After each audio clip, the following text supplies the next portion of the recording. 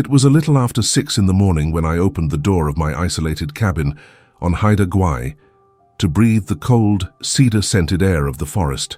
The world was still dim, wrapped in mist, and I was barely awake, wearing my worn flannel shirt and old boots, thinking of coffee and silence.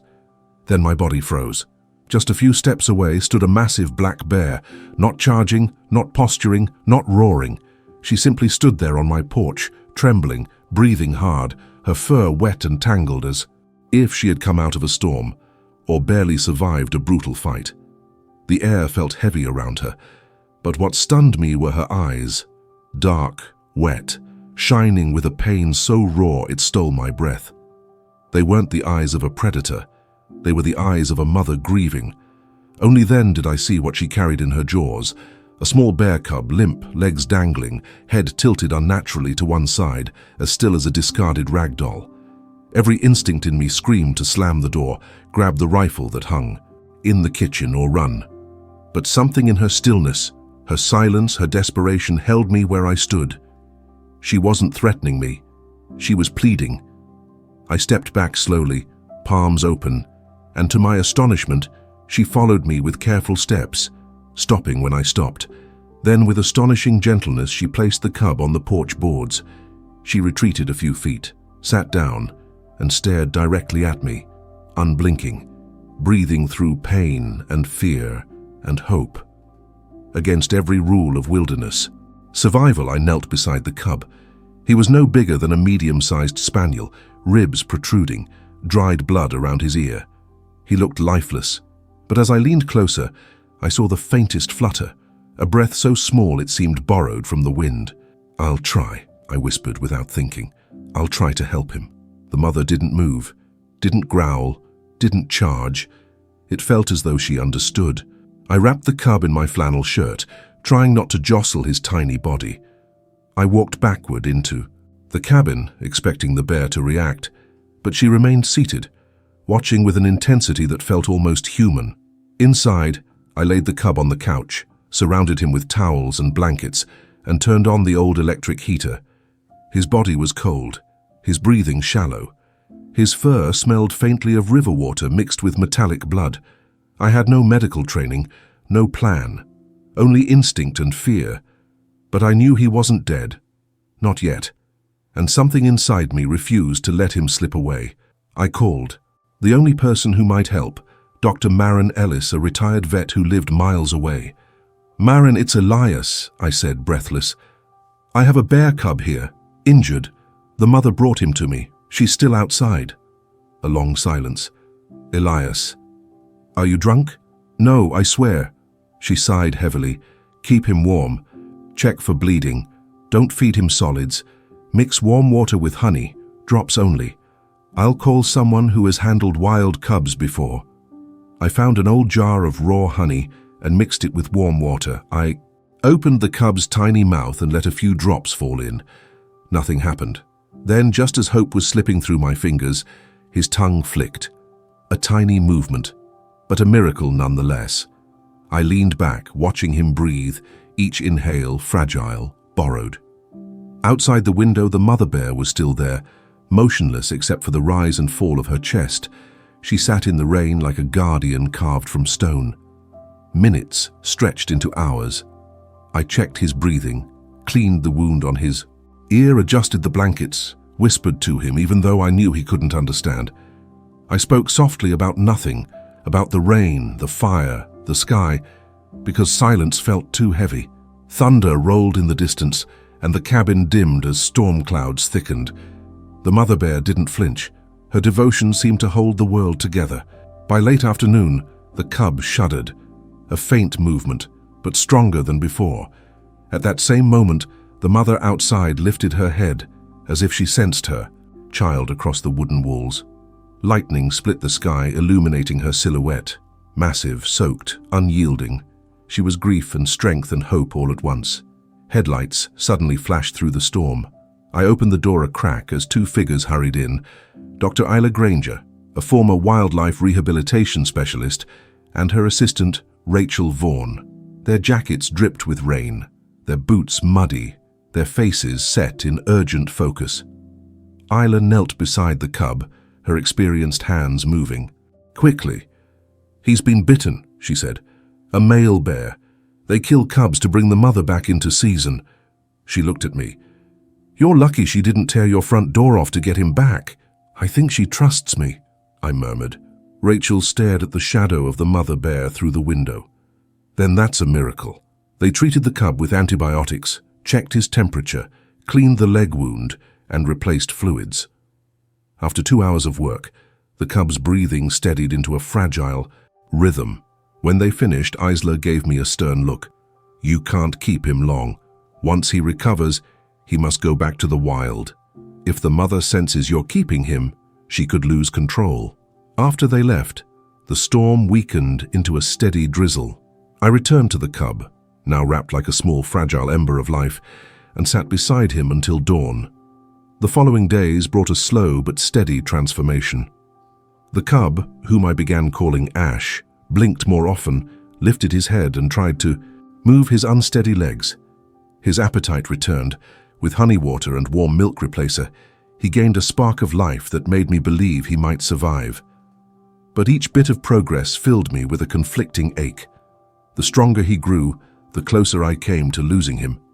Every evening the mother bear came to the tree line, watching with unwavering patience. Her eyes reflected the firelight and the rain, full of longing and fragile hope. Sometimes she paced in anxious circles. Sometimes she simply sat, breathing deeply. Ash often turned toward the window when she arrived, making soft sounds that pierced me. I carried him to the glass so he could see her. Mother and cub locked eyes through the pain, and something ancient passed between them, something raw and sacred.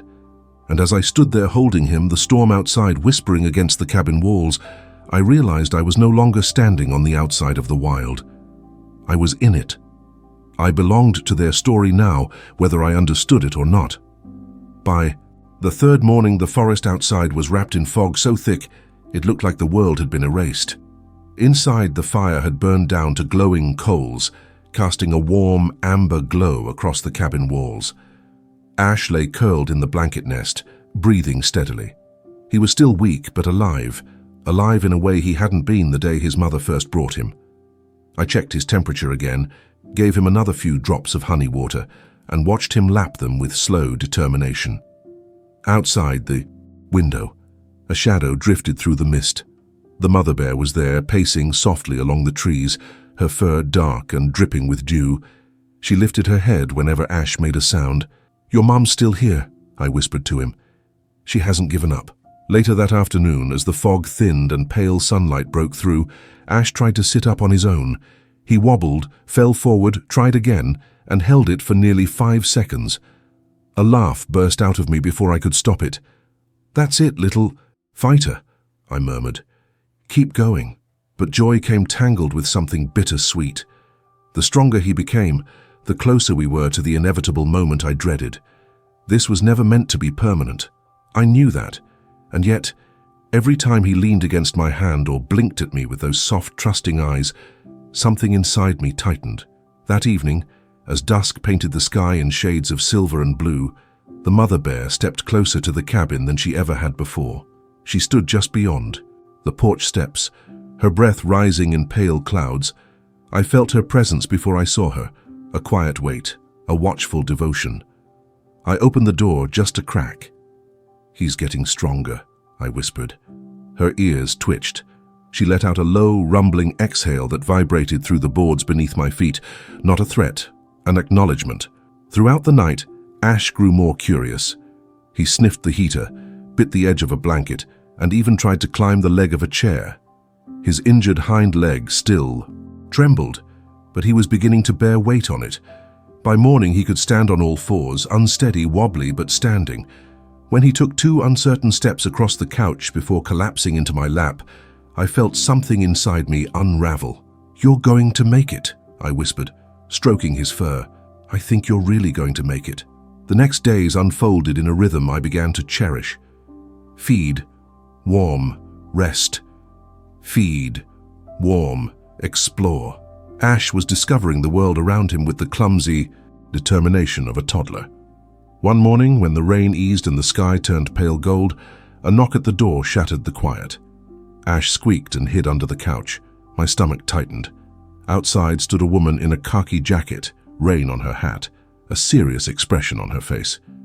"Mr. Mercer?" she asked, flashing a badge. "Ranger Clara Holt. We've had reports of a bear and cub frequenting this area. I'm here to investigate." My pulse quickened. "Yes, I've seen them. Might you also have heard that the cub was injured?" I hesitated. "I might have." Her eyes narrowed. "Mr. Mercer, interactions like this are dangerous for both humans and animals. A mother bear this close to a home is a risk. A cub recovering near humans is a bigger risk." Inside the cabin, Ash made a soft noise. Clara's eyes flicked past me. "Is that—" I stepped into the doorway. "He's healing. I called a vet. We're taking care of it." She crossed her arms. Taking care of it is exactly what worries me. When wild animals start trusting humans, the consequences can be fatal for them or for people nearby. I swallowed. He won't be here forever. "You're right about that," she said. "Wildlife services will be here in 3 days. The cub will be transferred to a reserve in Yukon. The mother may also need relocation." The words hit me like a knife to the ribs. "A reserve?" I repeated softly. She nodded. "It's the safest option. For everyone." She stepped back. "I'll be checking in until the team arrives. Please, Mr. Mercer, don't interfere with the process." She left, her boots crunching through wet gravel as she disappeared into the trees. I stood in the doorway long after she was gone, rain dripping from the roof onto the back of my neck. Ash peeked out from under the couch, trembling. I knelt beside him, stroking his head gently. "I won't let them take you like this," I whispered. "Not after everything you and your mother survived." The rest of the day passed in a haze. Ash wandered the cabin, exploring the rug, tugging at my bootlaces, pawing at the firewood basket. But every time he whimpered, every time he stumbled, I felt the pressure in my chest tighten. That night, I couldn't sleep. I sat in the rocking chair, watching embers glow in the stove while Ash slept curled against my feet. Outside, the mother bear stood beneath the dripping branches, her dark silhouette barely visible. She lifted her head toward the cabin, as though sensing the storm gathering around us. I watched her breath rise in small clouds in the chilled air. Somehow, impossibly, we were all hurting in the same way, bound by fear, hope, and a love none of us had asked for. I didn't sleep that night. I sat beside the fire with Ash curled in my lap, the soft sound of his breathing rising and falling like waves against a distant shore. Outside, the storm thickened, rain whispering against the windows as if urging me to act. Ranger Clara's words echoed inside my head. 3 days until they took him away, 3 days until a mother lost her child a second time. I couldn't let that happen. I knew it as surely as I knew my own name. By dawn, the decision had carved itself into my bones. I moved quietly through the cabin, gathering blankets and placing them into a sturdy wooden crate. I lined it with the familiar smells of home, my flannel shirt, the towels he'd slept on, a wool scarf he'd pawed at. I placed his favorite object inside, a dirty tennis ball he had found under the couch and refused to part with. Ash watched me with wide, silent eyes, blinking slowly as if sensing something was changing. When the sun finally pushed through the clouds, pale and shy, I lifted him into the crate. He didn't fight. He simply looked at me with a sense of trust that nearly broke me in half. "This is for you," I whispered. "You don't belong in a cage. You belong with her." The drive into the forest was slow. The muddy logging road twisted through towering cedar and hemlock, and the morning. Fog clung to the ground like drifting spirits. Each turn felt like a step deeper into a world older than language. After nearly an hour, I reached a clearing I'd never seen before, a small meadow surrounded by ancient evergreens, where the sunlight slanted through the mist like falling gold. It felt sacred, untouched. It felt like somewhere she might be. I stopped the truck, opened the door, lifted the crate onto the earth. Ash blinked against the brightness, his nose twitching as he smelled the air, pine resin, damp moss, distant river water. This was his world, not mine. And then I heard it, the soft crack of a branch. A shape moved at the edge of the clearing, The mother bear emerged from the shadows, her massive frame gliding silently between the trees. She wasn't angry, she wasn't cautious. She was waiting. My breath caught. I opened the crate slowly. "Go on," I whispered. "She's here for you." Ash hesitated, trembling. He looked at me, then at her. His tiny claws curled into the blanket for a moment as if anchoring himself. Then he turned toward me again and let out a small sound, half whine, half purr, the same sound he made the night he first tasted honey water. He pressed his face into my leg, nuzzling me in a gesture so pure, so full of gratitude or confusion or love, that tears blurred my vision. "Thank you for fighting," I whispered, kneeling beside him. "Thank you for trusting me." I stroked his fur one last time, feeling the warmth I had once feared would vanish. "Forever. You were never mine," I said softly. "Go. Be what you were meant to be." I nudged him gently toward the trees. This time he didn't look back at me right away. He hobbled forward, still clumsy, still wobbling, still the brave little fighter he had always been. The mother bear stepped toward him, lowering her head, sniffing him from ears to paws. Her movements were frantic at first, checking, confirming, making sure nothing was missing. Then her breathing steadied. He nosed against her chest, and she wrapped her body around him protectively. And then something happened that I will carry with me for the rest of my life. She lifted her head, looked directly at me, and nodded. A deliberate, slow, unmistakable nod. No scientist or ranger would believe me. But I know what I saw. Gratitude, recognition, a bridge between two worlds that weren't meant to touch. Then she turned, leading Ash back into the forest. Just before the trees swallowed them, Ash glanced back. One tiny look, one final thread between us, before he vanished into the green. I stood there long after they were gone, the air thick with silence, my hands shaking. A part of me felt hollow, scraped clean. Another part felt full, too full, like my ribs could barely contain the ache inside. When I returned home, the cabin felt enormous and empty without the small whirlwind of fur that had turned my world inside out. I gathered the blankets, toys, bowls, and tucked them all in a box I stored in the attic. I couldn't throw them away, but I couldn't leave them scattered around either. Weeks passed, then months. I fell back into my routines, writing, cutting firewood, walking the narrow trail behind my cabin. But something in me had shifted. I listened more closely, felt more deeply. The forest didn't feel like a place I lived anymore. It felt like a place that had let me in. One early autumn morning, I stepped onto the porch with a mug of steaming tea and froze. There on the wooden boards sat a small pile of wild berries, neatly arranged, fresh, intentionally placed. I scanned the tree line, heart pounding. Nothing moved, but I knew. It happened again the next week. Pine cones arranged in a tiny spiral, too symmetrical to be random. Then a polished riverstone. Then a clump of bright red huckleberries.